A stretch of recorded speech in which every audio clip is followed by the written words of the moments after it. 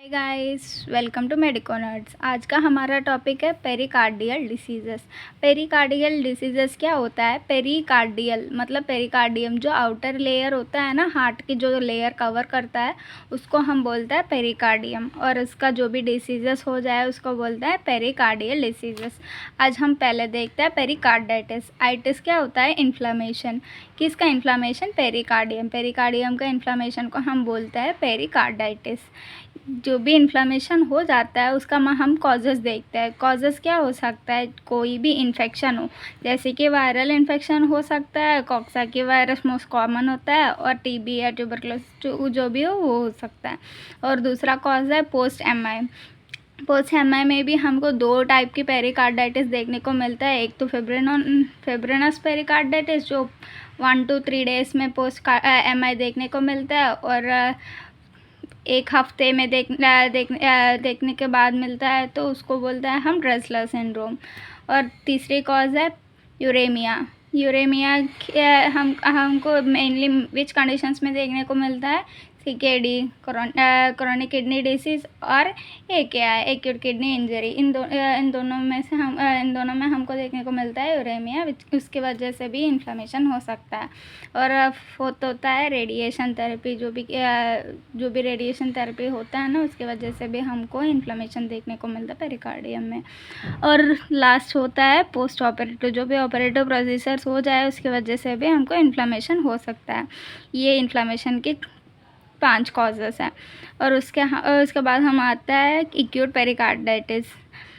Acute pericarditis हमको पहले क्या देखने को मिलता है एक्यूट पेरिकार्डाइटिस में? प्लूरेटिक चेस्ट पेन। जैसे कि हमने लास्ट वीडियोस में देखा है, प्लूरेटिक चेस्ट पेन हमको ईजी कैसे पता चलेगा ये प्लूरेटिक चेस्ट पेन है?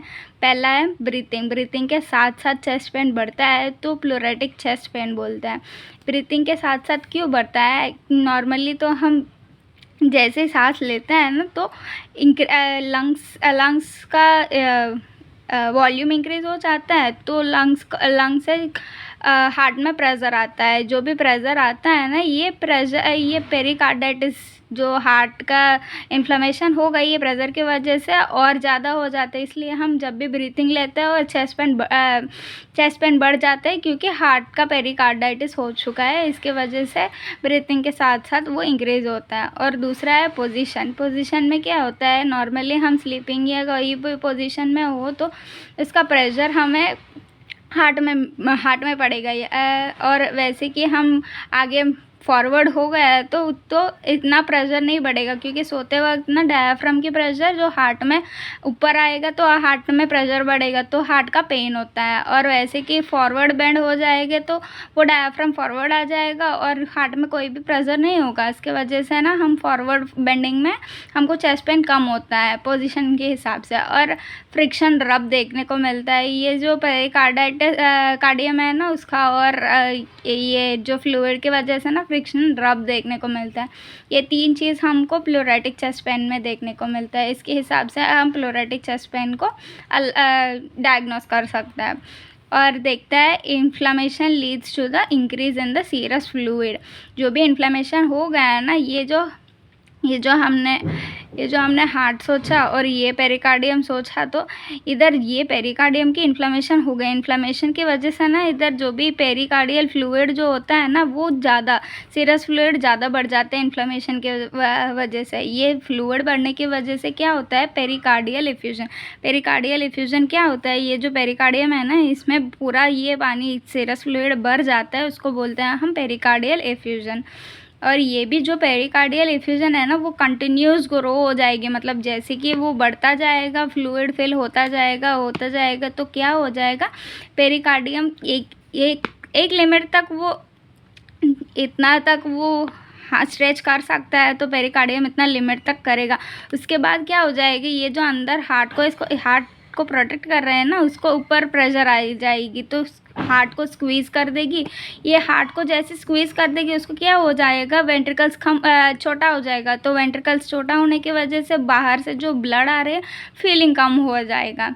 ये वेंट्रिकुलर फीलिंग कम हो जाएगा। और नेक्स्ट पार्ट हम देखते हैं। और दूसरी कंडीशन ये है कि रिपीटेड इन्फ्लेमेशन, जो भी ये इन्फ्लेमेशन हो रहा है ना, इसके कारण की वजह से, रिपीटेड इन्फ्लेमेशन के कारण मोस्ट पॉसिबली क्या हो सकता है, या तो टीबी हो सकता है रिपीटेड, और रेडिएशन थेरेपी की वजह से हो सकता है। ये रिपीटेड इन्फ्लेमेशन की वजह से ना कंस्ट्रक्टिव पेरिकार्डाइटिस करके एक बन जाता है। कंस्ट्रक्टिव पेरिकार्डाइटिस में होता क्या है कि where we see whole pericardium become fibrotic. ये जो भी पेरिकार्डियम है ना, इसमें इधर तो फ्लूइड भर रहा है, पर इधर तो इन्फ्लेमेशन बार बार होने की वजह से ना ये जो पेरिकार्डियम है ना वो फाइब्रोटिक हो जाएगा। फाइब्रोटिक हो जाएगा तो ये कि नॉर्मली इसका काम क्या है, जब भी हार्ट कॉन्ट्रैक्ट हो, एक्सपैंड हो, उसका एलास्टिसिटी होता है, पर ये फाइब्रोटिक हो गया तो इसका एलास्टिक नहीं होगा। तो जैसे कि हमको वेंट्रिकुलर फिलिंग वगैरह होकर एक्सपैंड होता है ना, वो एक्सपैंड होने के लिए फाइब्रोटिक हो चुका है, तो एक्सपेंशन नहीं होगा। एक्सपेंशन नहीं होगा तो फिलिंग ज़्यादा नहीं होगा, तो इसको क्या बोलते हैं हम, लेस वेंट्रिकुलर फिलिंग। इन दोनों कंडीशन में हमको क्या देखने को मिल रहा है, लेस वेंट्रिकुलर फिलिंग। और तीसरी क्या देखने को मिलता है, हम हीमोपेरिकार्डियम। हीमोपेरिकार्डियम में क्या होता है, जैसे कि हम लास्ट टाइम देखा था वो फ्री वॉल रप्चर मतलब पूरा कि वो वेंट्रिकुलर वॉल है ना वो रप्चर हो गया है, तो उसका क्या होता है, जो भी ब्लड वेंट्रिकल में है वो डायरेक्ट पेरिकार्डियम में आ जाता है, क्योंकि वॉल रप्चर हो गया है। और सेकंड क्या होता है, प्रॉक्सिमल एयोर्टिक डिसेक्शन। जो भी एयोर्टिक डिसेक्शन होता है ना, उसके प्रॉक्सिमल में अगर लग चुका है तो तब हो सकता है, या तो कोई ट्रॉमा हो सका है या कोई सर्जरी है। तो इस कंडीशंस में क्या होता है, ये ब्लड ना पेरिकार्डियम में आ जाएगी। इसको बोलते हैं हम हेमीपेरिकार्डियम। हीमोपेरिकार्डियम में ब्लड हो जाएगा ना, जैसे कि हमको कट मिला तो fast buildup of the blood देखने को मिलेगा हमको पेरिकार्डियम में। इसके वजह से क्या है, इधर पानी जैसे भर गया है, इधर भी ब्लड भर चुका है, उसके वजह से भी जहाँ तक वो स्ट्रेच हो सकता है उधर तक स्ट्रेच होगा। उसके बाद यह हो जाएगी, हार्ट को स्क्वीज़ करेगी और वेंट्रिकुलर फिलिंग कम हो जाएगा। ये सारी कंडीशंस में क्या है, वेंट्रिकुलर फिलिंग कम हो रहा है। और जैसे हमें देखा तो कॉम्प्लिकेशंस में हम देख सकते हैं, पहले कॉम्प्लिकेशन में देखा तो हमको एक्यूट पेरिकार्डाइटिस में क्या, अभी जो भी डिसीज है, कंस्ट्रक्टिव पेरिकार्डाइटिस है, पेरिकार्डियल एफ्यूजन है, हीमोपेरिकार्डियम है, एक्यूट पेरिकार्डाइटिस, ये जो भी कंडीशंस है ना, जो भी हर कंडीशंस में हमने क्या क्या हो रहा है, कॉज क्या है और क्या हो रहा है वो देखा। अभी कॉम्प्लिकेशंस देखेंगे, जो वेंट्रिकुलर फिलिंग कम होने की वजह से हमको बॉडी में क्या क्या चेंजेस मिलता है। और फर्स्ट देखते हैं एक्यूट पेरिकार्डाइटिस। एक्यूट पेरिकार्डाइटिस में क्या कॉम्प्लिकेशन है, हमको प्लूरेटिक चेस्ट पेन देखने को मिलता है। उसके वजह से ना हमको क्या होता है, पेरिकार्डियल एफ्यूजन होता है। पेरिकार्डियल एफ्यूजन में क्या होता है, ये जो पेरिकार्डियम है ये पूरा स्ट्रेच हो जाएगा और हार्ट को स्क्वीज़ करेगा, वेंट्रिकुलर फिलिंग कम हो जाएगा। वैसे ही रिपीटेड इन्फेक्शन हो जाएगा तो कंस्ट्रक्टिव पेरिकार्डाइटिस हो जाएगा। ये सारे क्या होता है, compress the weak ventricle first. जो भी वीक वेंट्रिकल होता है फर्स्ट उसको कंप्रेस करता है। हमारे दोनों वेंट्रिकल्स में वीक कौन सा है, राइट वेंट्रिकल है, और राइट वेंट्रिकल कंप्रेस हो गया। इसका मतलब क्या होता है, जैसे कि राइट वेंट्रिकल कंप्रेस हो गए तो राइट वेंट्रिकल में जा नहीं रहा है तो क्या होगा, बैक फ्लो हो जाएगा। राइट वेंट्रिकुलर से बैक फ्लो कहाँ होगा, राइट एट्रियम में। राइट एट्रियम से कहाँ जाएगा, सुपीरियर या इन्फीरियर वेना कवा में। सुपीरियर वेना कवा में जाएगा तो हमें क्या देखने को मिलता है, जेवीडी, जुगुलर वेनस डिस्टेंशन मिलेगा। जुगुलर वेनस डिस्टेंशन के हमके अलग साइन है, कुस्मल साइन। कुस्मल साइन क्या है, जब भी इंस्पिरेशन होता है ना, इंस्पिरेशन के साथ साथ ना हमको जेवीडी देखने को मिलता है। नॉर्मली क्या होता है, नॉर्मल रेस्पिरेशन में जैसे भी इंस्पिरेशन होता है ना, इंस्पिरेशन के साथ साथ पूरा ब्लड पुल हो जाता है वेंट्रिकल में, पर इधर क्या होता है, पूरा ब्लड वेंट्रिकल में फिल होने के लिए वेंट्रिकुलर में ये जो फीलिंग कैपेसिटी कम हो गया तो वेंट्रिकुलर फीलिंग नहीं होगा, तो इसका प्रेशर कहाँ बढ़ जाएगी, बैक फ्लो के जेवीडी हो जाएगा। इसको बोलते हैं हम कुस्मल साइन। और नेक्स्ट आता है inferior vena cava. Inferior vena cava में से हमको 3 मेन है। एक तो है पोर्टल बैकफ्लो हो जाएगा, फिर पोर्टल हाइपरटेंशन बढ़ जाएगा, उसकी वजह से एसाइटिस देखने को मिलेगा। फिर एक्सट्रीमिटीज़ में देखा तो एक्सट्रीमिटीज़ का हाइपरटेंशन बढ़ जाएगा और एक्सट्रीमिटीज़ में एडिमा मिलेगा। और हेपेटिक का तो उधर प्रेशर बढ़ जाएगा, तो उसके वजह से क्या होगा, हेपेटिक कंजेशन हो जाएगा। और जैसे भी हेपेटिक कंजेशन हो जाएगा, हेपेटिक सिरोसिस वगैरह को भी देखने को मिलेगा हमको। और इधर नेक्स्ट देखते हैं हम, कार्डियक टैम्पोनेड होता है। ये मेन कॉम्प्लिकेशन है ये पेरिकार्डियल डिसीजेस का। क्या है कार्डियक टैम्पोनेड? कार्डियक टैम्पोनेड में क्या होता है, जैसे कि ये हार्ट स्क्वीज़ हो जाएगा और वेंट्रिकल फेल नहीं होएगा ना, तो राइट हार्ट का क्या होगा, राइट वेंट्रिकुलर का फीलिंग कम हो जाएगा, तो राइट वेंट्रिकुलर का प्रेशर बढ़ जाएगा। जैसे कि राइट वेंट्रिकुलर का प्रेशर बढ़ जाएगा, ये बैकफ्लो होगा, उसके साथ साथ क्या होगा, इधर बढ़ते जाएगा प्रेशर, इतना बढ़ते जाएगा कि जो बीच में ये वेंट्रिकुलर की सेप्टम होता है ना, ये वेंट्रिकुलर की सेप्टम शिफ्ट हो जाएगा। जैसे कि ये पूरा इधर आ जाएगा और ये पूरा बाहर साइड हो जाएगा। तो ये क्या है, नॉर्मल इधर भी कंप्रेस हो जाएगा, तो ये ऐसे ही जाएगा, ये लेफ़्ट वेंट्रिकुलर छोटा होता जाएगा, क्योंकि सेप्टल शिफ्ट कहाँ से, राइट से लेफ़्ट हो गया। जैसे कि सेप्टल शिफ्ट हो गया, लेफ्ट वेंट्रिकुलर कम हो गया, उसके वजह से लेफ़्ट वेंट्रिकुलर की फीलिंग भी कम हो जाएगा। जैसे कि लेफ़्ट वेंट्रिकुलर फीलिंग कम हो गया है तो आउटपुट कम हो जाएगा, क्योंकि ब्लड कम हो जाएगा, तो कार्डियक आउटपुट कम हो गया।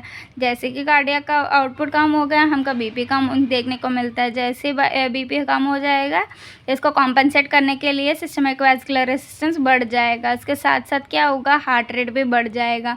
और ये तो तीनों कंडीशंस के साथ हमको शॉक देखने को मिलेगा। जितना ये बीपी बहुत कम होते जाएगा, क्योंकि पूरा लास्ट में शॉक हो जाएगा।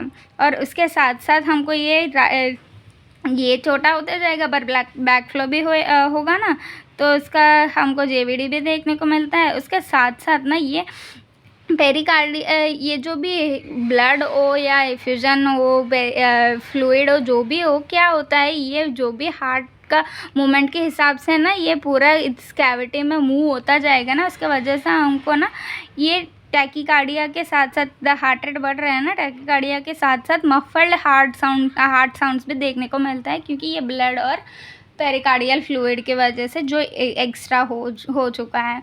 और ये ट्रायड को हम बोलते हैं बेक्स ट्रायड। ये बेक्स ट्रायड किस चीज़ के लिए, कार्डियक टैम्पोनेड का मेन सिम्टम्स है बेक्स ट्रायड। बेक्स ट्रायड में क्या क्या है, एक तो शॉक है, दूसरा जेवीडी है, और तीसरा tachycardia plus muffled heart sounds है। और हमको डिफ्रेंशिएट करने में ये सेम राइट हार्ट फेलियर का इधर क्या देखने को मिलता है, डिफरेंशियल पेरिकार्डियल नॉक। नॉर्मली जहाँ भी पेरिकार्डियम हो जाए और राइट वेंट्रिकुलर फेल हो जाए, हर हार्ट कंडीशन में हो सकता है, यहीं पे भी कोई भी सेप्टल डिफेक्ट हो, मायोकार्डियल डिफेक्ट हो, जो भी हो।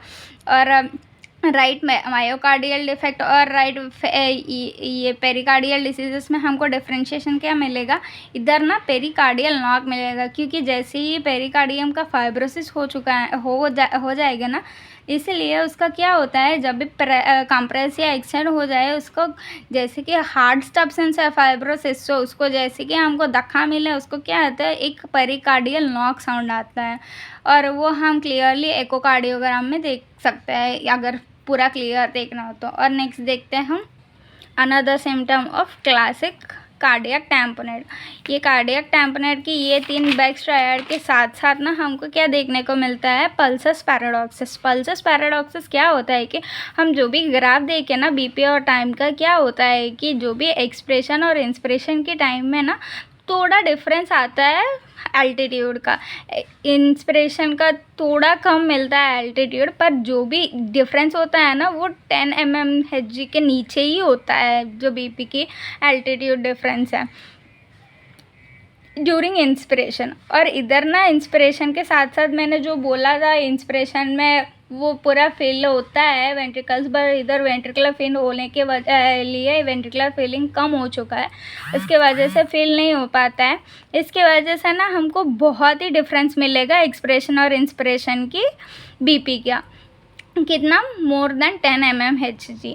ये देखने को मिलता है, इसको बोलता है पल्सस पैराडॉक्सिस। ये कार्डियक टैम्पोनेड का बहुत क्लासिक सिम्टम है। क्या है? ग्रेटर देन 10 mmHg का डिफरेंस मिलता है एक्सप्रेशन और इंस्पिरेशन की ब्लड प्रेशर में। और ये हुआ है कॉम्प्लिकेशंस। नेक्स्ट देखते हैं हम डायग्नोसिस कैसे देख सकते हैं। पहले आता है एक्यूट पेरिकार्डाइटिस। एक्यूट पेरिकार्डाइटिस का डायग्नोसिस इन चारों में से कोई भी 2 सिम्टम्स हो जाए और हम बोल सकते हैं एक्यूट पेरिकार्डाइटिस। फर्स्ट सिम्टम होता है फर्स्ट होता है सिम्टम्स, नॉर्मल सिम्टम्स हमने देखा, फ्रिक्शन रब और प्लोरेटिक चेस्ट पेन, मैंने पहले डिस्कस किया है। या दूसरा क्या होता है? डिफ्यूज़ ST एलिवेशन हो, या तीसरा PR सेगमेंट डिप्रेशन हो, या फोर्थ वो होता है पॉसिबल पेरिकार्डियल इफ्यूजन। ये 4 में से कोई भी 2 सिम्टम हो जाए हम बोल सकते हैं एक्यूट पेरिकार्डाइटिस। सेकंड आता है कंस्ट्रक्टिव पेरिकार्डाइटिस। कंस्ट्रक्टिव पेरिकार्डाइटिस कैसे डायग्नोस कर सकते हैं?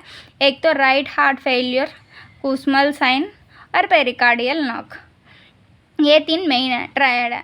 और उसके साथ साथ हमको QRS वोल्टेज भी लो देखने को मिलता है। और ECG में ये थिक पेरिकार्डियम जो है ना, इकोकार्डियोग्राम में देखने को मिलता है थिक पेरिकार्डियम।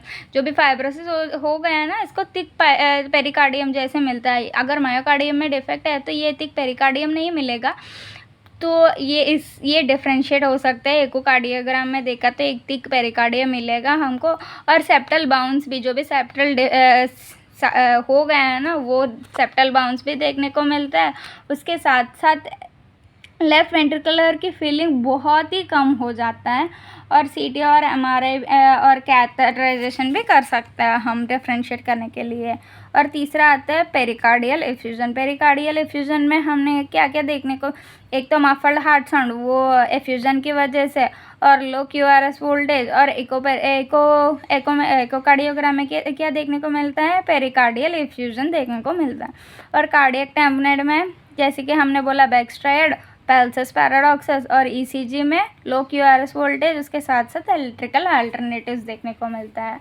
और इकोकार्डियोग्राम में पेरिकार्डियल इफ्यूजन और chamber collapse during the diastole in the right heart भी देखने को मिलेगा।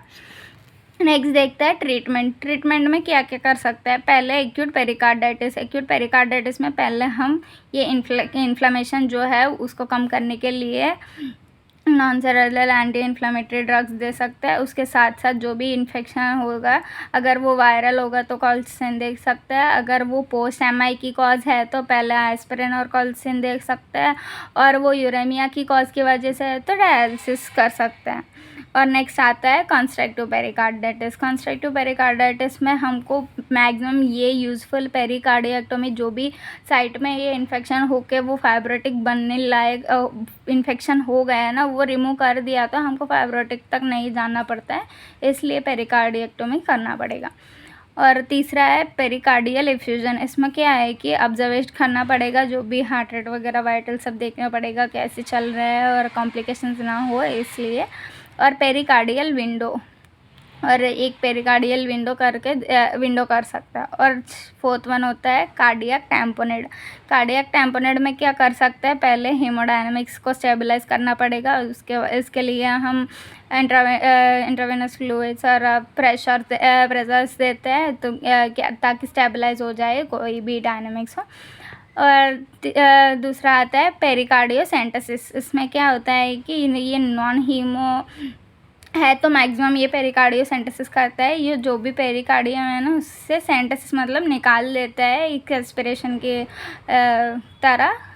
वो जो फ्लूइड भर चुका है ना, उसको हम रिमूव कर देते हैं।